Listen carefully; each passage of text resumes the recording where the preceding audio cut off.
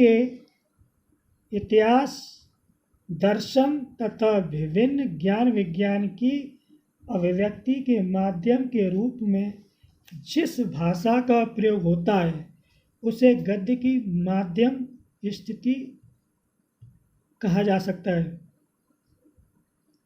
साहित्य में जिस गद्य रूप का उपयोग होता है वह अभिव्यंजना, सौष्ठव आदि की दृष्टि से श्रेष्ठ होता है और वही उसका सर्वाधिक विकसित रूप में होता है।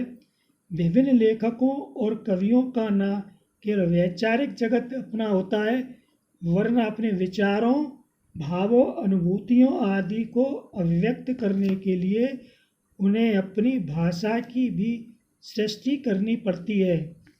इसलिए प्रेमचंद, प्रसाद तथा शुक्ल जी आदि सभी साहित्यकारों को अपने अपने मनोजगत की सृष्टि के अनुरूप ही अपनी अपनी भाषा शैली भी विकसित करनी पड़ी है।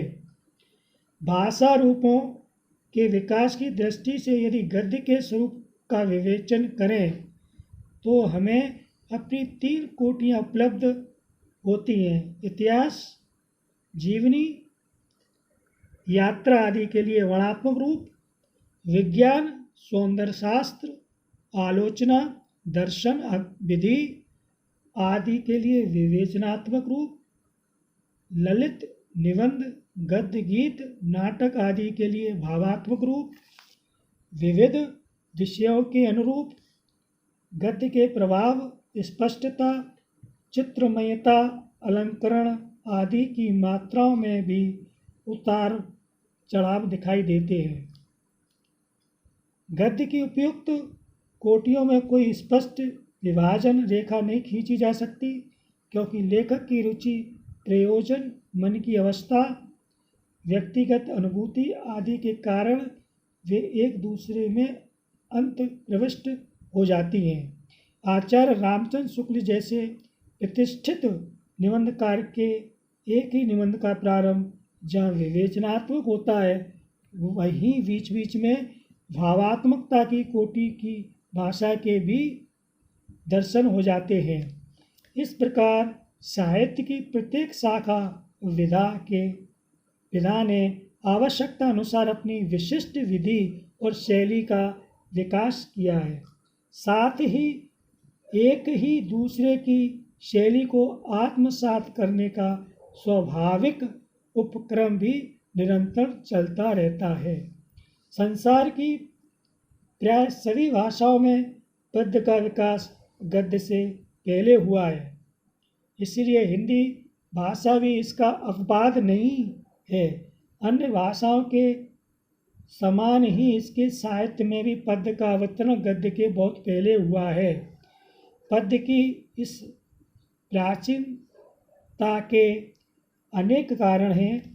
एक प्रमुख कारण तो यह है कि आरंभ में मानव को अपनी भाव प्रधान प्रकृति के कारण पद्य रचना में ही वास्तविकता आनंद की अनुभूति होती है। मन की प्रसन्नता के लिए कवियों से बढ़कर दूसरा साधन उसे कहाँ मिलता। दूसरा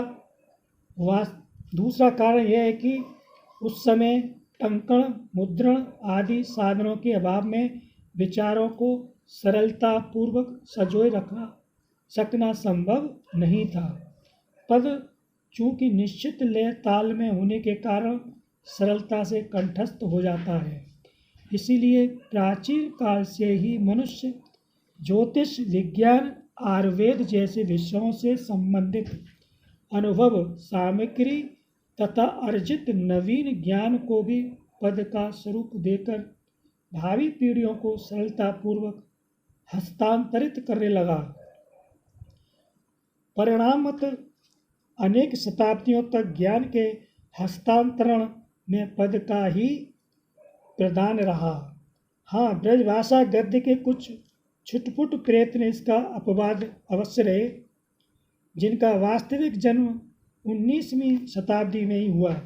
मगर यह आश्चर्यचकित कर देने वाली बात है कि भावों की अभिव्यक्ति और ज्ञान के हस्तांतरण में जिस पद का सदियों तक प्राधान्य रहा, वह एक ही शताब्दी 19वीं में गद्य से पिछड़ गया। इस शताब्दी में गद्य के चरण इस त्वरित गति से आगे बढ़े कि आज ज्ञान विज्ञान के हस्तांतरण का एकमात्र साधन गद्य ही है। इसका मुख्य कारण यह है कि पद्य में केवल भाव तत्व की प्रधानता थी और गद्य में भाव तत्व एवं विचार तत्व दोनों का अपहार सामंजस्य था। इसी सामंजस्य ने गद्य के विषय वैविध्य को नए आयाम प्रदान किए। आज गद्य में सृजनात्मक और उपयोगी दोनों ही प्रकार का साहित्य विपुल परिमाण में उपस्थित है। लेख, निबंध, प्रबंध, आलोचना, कहानी, उपन्यास, नाटक, जीवनी, रेखाचित्र, संस्मरण, डायरी आदि सभी प्रचलित विधाओं से हिंदी गद्य का सृजनात्मक स्वरूप विस्तार पा रहा है। उपयोगी साहित्य के अंतर्गत दर्शन, इतिहास, धर्म, राजनीति, शिक्षा, विज्ञान आदि सभी विषयों से संबंधित अधिकाधिक सामग्री गद्य के रूप में विकसित हो रही है। खड़ी बोली गद्य का विकास। इससे पहले हमने बच्चों को ये बताया है कि हिंदी गद्य के विकास का संक्षिप्त परिचय दिया है। इसके बारे में सूक्ष्म रूप से आप पढ़ें तो उसमें काफ़ी आपको समझ में आएगा। इसके आगे खड़ी बोली गद्य का विकास। हमें खड़ी बोली गद्य के प्रथम दर्शन अकबर के दरबारी कवि गंग द्वारा लिखित चंद छंद वर्णन की महिमा नामक ग्रंथ के पश्चात कुतुब शतक तथा स्वामी प्राणनाथ के ग्रंथों में होती है, किंतु उसका वास्तविक प्रादुर्भाव कई शताब्दियों के पश्चात 19वीं शताब्दी में तब से ही मानना चाहिए जब इसकी क्रमबद्ध परंपरा स्थापित हुई। 19वीं शताब्दी के कुछ पूर्व भी उस धारा के आगमन के संकेत हमें मिलने लगते हैं। ये आरंभिक प्रयोग 18वीं शताब्दी के मध्य और उत्तरार्ध में रामप्रसाद निरंजनी विरचित भाषा योग वाशिष्ठ, दौलतराम विरचित पद्म पुराण के भाषानुवाद, मथुरानाथ शुक्ल कृत पंचांग दर्शन, मुंशी सदा सुखलाल कृत सुख सागर, ईशा अल्लाह खां कृत रानी केतकी की कहानी, लल्लू लाल कृत प्रेम सागर एवं सदल मिश्र कृत नासिकोत्तोपाख्यान आदि ग्रंथों में मिलते हैं। खड़ी बोली गद्य को आगे बढ़ने के महत्वपूर्ण कार्य के लिए इन 4 लेखकों में सदासुख लाल, ईशा अल्लाह खां, लल्लू लाल और सदल मिश्र को विशेष श्रेय दिया जाता है। इन चारों लेखकों का रचना काल सन 1803 के लगभग ही ठहरता है।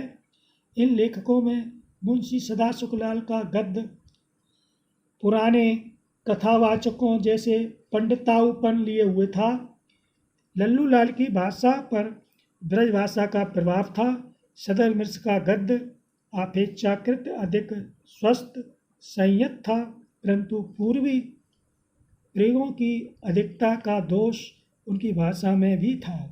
ईशा अल्लाह खां की भाषा में ठेठ खड़ी बोली के दर्शन होते हैं। उसमें ना तो विदेशी शब्दों का प्रयोग हुआ है और ना ही संस्कृत और ब्रजभाषा आदि के शब्दों का। उसमें गंभीरता की कमी और पदात्मकता की गंध मिलती है। इसलिए आचार्य रामचंद्र शुक्ल ने ईशा की भाषा को रंगीन और चुलबुली कहा है। खड़ी बोली गद्य की प्रथम रचना के रूप में भले ही चंद वर्णन की महिमा का उल्लेख किया जाता है, किंतु विद्वानों का एक बड़ा वर्ग ऐसा भी है जो कवि गंग की इस रचना के स्थान पर जटमल कृत गोरा बादल की कथा को खड़ी बोली गद्य की प्रथम कृति मानता है।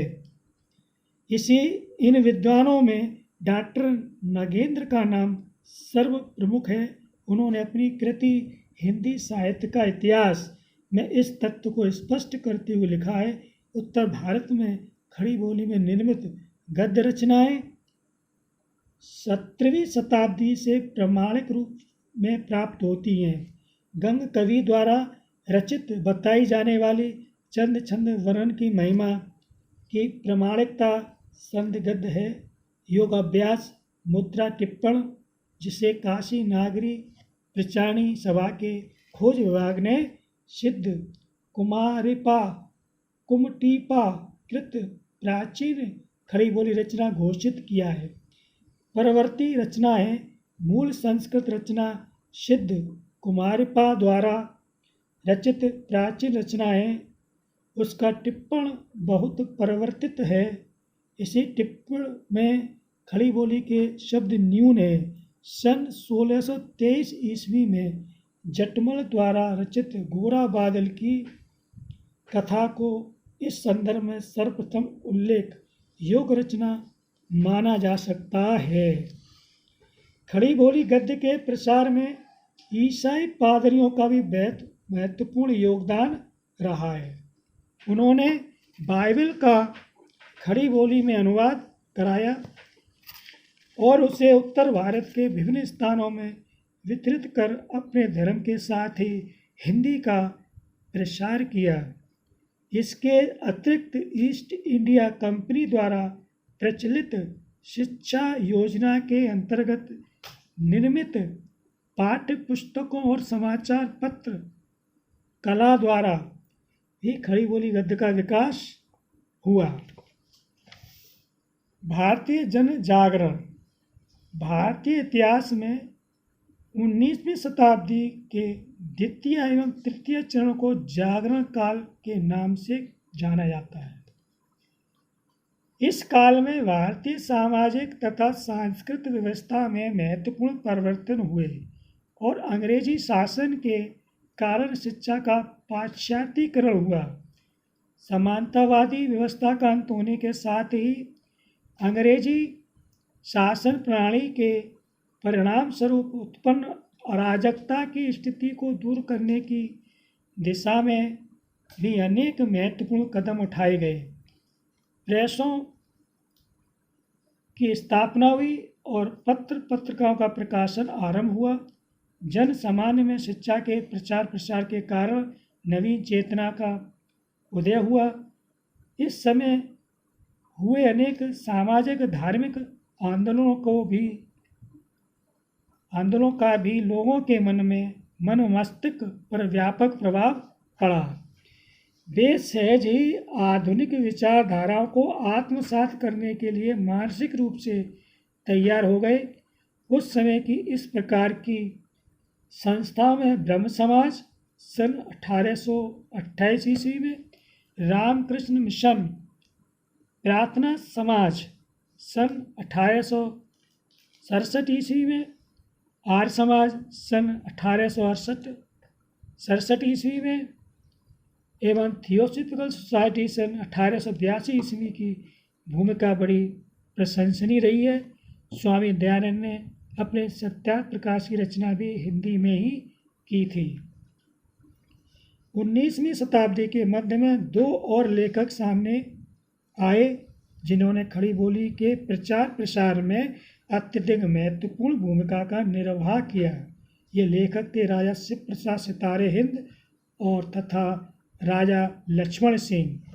इनमें राजा शिव प्रसाद सितारे हिंद सन 1823 से लेकर 1894 ईस्वी तक ने हिंदी गद्य का अरबी फारसी मिश्रित रूप ही प्रतिष्ठित करना चाहा और इसके विरुद्ध राजा लक्ष्मण सिंह सन 1826 से 1896 ईस्वी ने विशुद्ध संस्कृत गर्भित हिंदी गद्य का प्रश्रय किया।